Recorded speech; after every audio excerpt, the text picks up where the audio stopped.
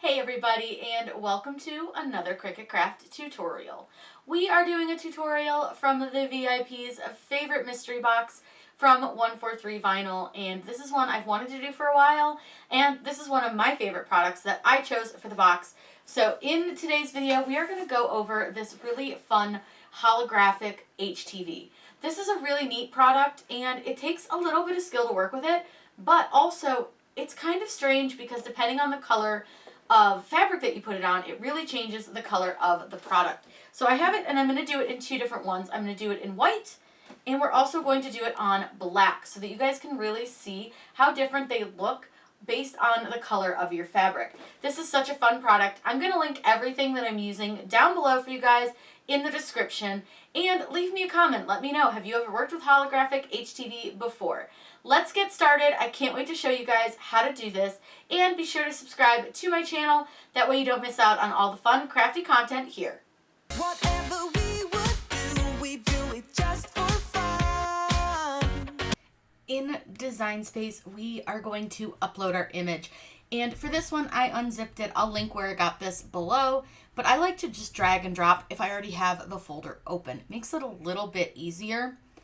Now, they did misspell people, so I'm going to fix that. But when you load an SVG, you don't have to do any of the cleanup. And if you noticed, my SVG actually looked like a Microsoft Edge document. So your SVGs may show as an Internet Explorer or Microsoft Edge or Google Chrome, something like that. Once you've uploaded, select your image and click Insert Images. Now this one's going to open pretty big, so it does take a second to load, but we're going to go ahead and resize this down a little bit so that we can see it all in one place. Now I am going to do this on two separate tea towels so that you guys can see the difference between a white fabric and a black fabric. So I just duplicated the image. Now I'm going to click Make It to show you what happens if we don't do anything to these right away. And I am using my Maker 3, so I do need to select on matte. But you'll see that they're all jumbled and absolutely messy, and that looks like a nightmare to try to put together. So you'll need to do a couple things to your SVG in order to make this actually cut the way you want it to. So just hit cancel. Now, because we're not going to change these in any way, shape, or form, we just want to leave these as is. We are going to go ahead and actually weld them.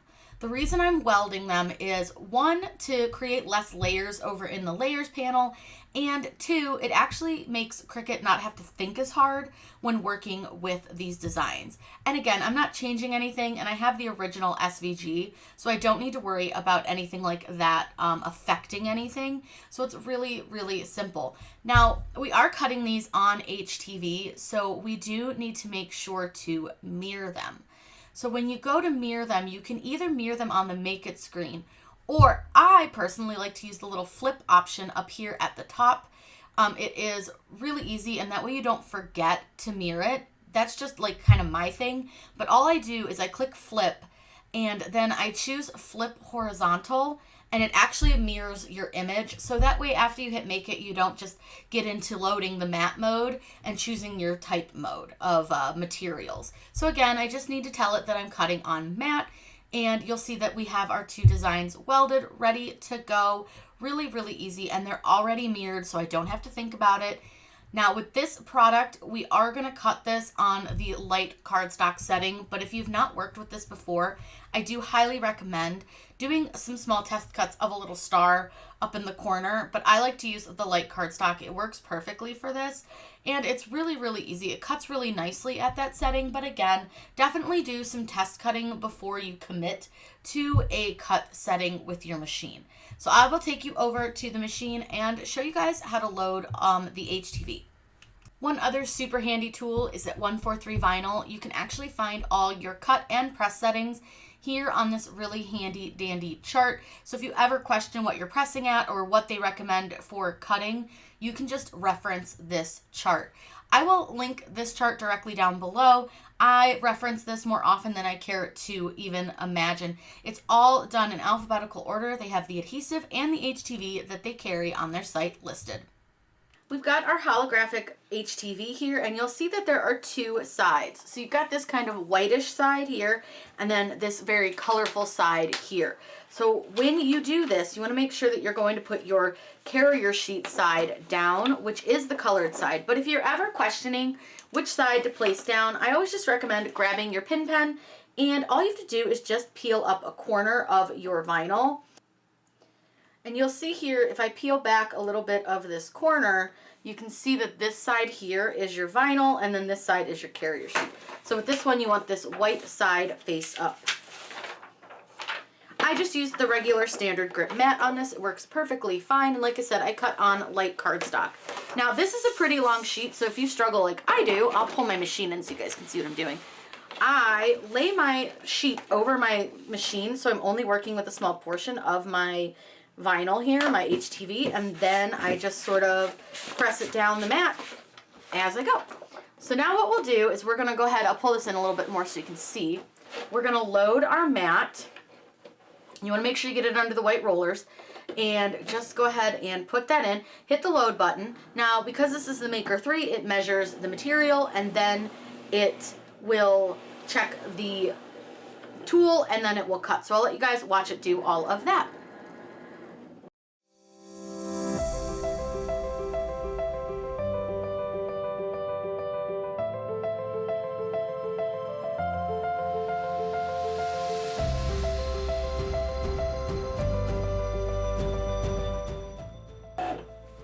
Now that it's done cutting, we can go ahead and unload, and I'll move the machine out of the way, and then we can weed this out. This is a really easy vinyl to weed, which I love, and we're gonna go ahead and just, yeah. And I'll get this weeded. Look how beautiful that is. It looks so pretty against the white. It's very blue and purple when it's against white, but wait till you guys see this against the black. It's really pretty. All right, let me go ahead and get this weeded out for you, and then we can get it pressed.